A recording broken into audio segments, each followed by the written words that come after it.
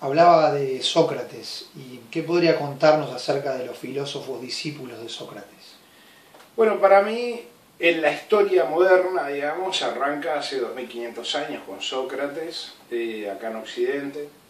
y que lo consideramos uno de los sabios más interesantes que conocemos. De todas maneras, a Sócrates, hoy día, después de 1500 años, ya no se conoce tanto a Sócrates. Porque nosotros solo conocemos al Sócrates platónico, es decir, lo que Platón escribió de Sócrates, que fue lo que él entendió, comprendió, y la expresión propia de Sócrates, porque nadie expresa lo que exactamente otro tiene. Sócrates también tuvo discípulo Antístenes, padre de la escuela cínica, tuvo de discípulo también a Aristipo, digamos, director de la escuela cirenaica, tuvo también otras expresiones en otros discípulos, y cada una de ellas fue diferente. Lo que pasa es que los libros de Aristipo fueron quemados, los Diógenes, el famoso discípulo de Antístenes y también de Sócrates, no dejó libros escritos, sí muchas anécdotas que hoy día están registradas, algunas de ellas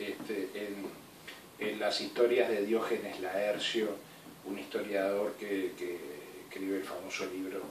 de las anécdotas, vida y obra de los filósofos más ilustres,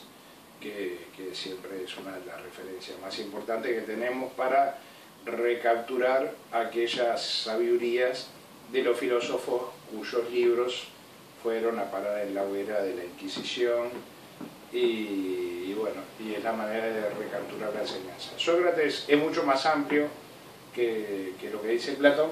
pero lo que dice Platón también es parte. Usted habla, o la pregunta que le hice en un principio era de los filósofos discípulos de Sócrates. ¿Por qué no se destacan los de Confucio?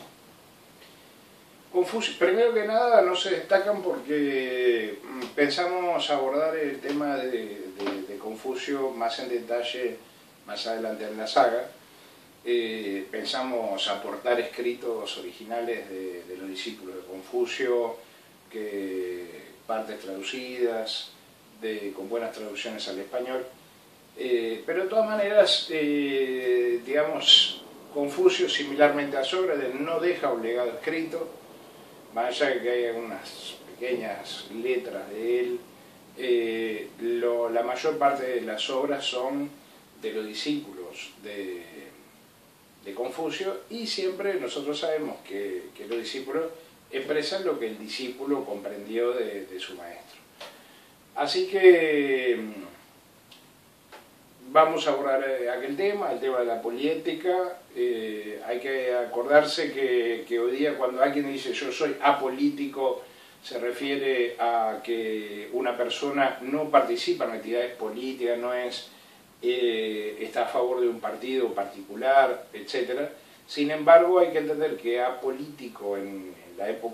aquella época, estamos hablando de alguien que no estaba integrado a la sociedad, como por ejemplo Diógenes de Sinope, que él decía que era apolítico, es decir, que no era apolis, es decir, no se integraba con las polis porque no consideraba que las polis o las ciudades o la vida en las ciudades le aportaran a él algo rico y no se regía por sus parámetros. Poliética es principalmente el mensaje de Confucio, donde se expresa lo que es la ética de la convivencia, que después lamentablemente de todas las cosas que a veces florecen, igual que las rosas esas que tenemos en el jardín o algunos de estos cactus que tenemos por acá, en sus épocas que están dando la flor, uno ve la maravilla cuando da la flor en su máxima expresión, pero también después vemos la decadencia de la misma. Entonces, esa decadencia a veces se ha dado también con los discípulos, más los discípulos de los discípulos, y en esa cadena se va petrificando un poco en la vivencia de las enseñanzas, y es así que la enseñanza de Confucio solamente está expresada través de su discípulo, que lo vamos a abordar más adelante.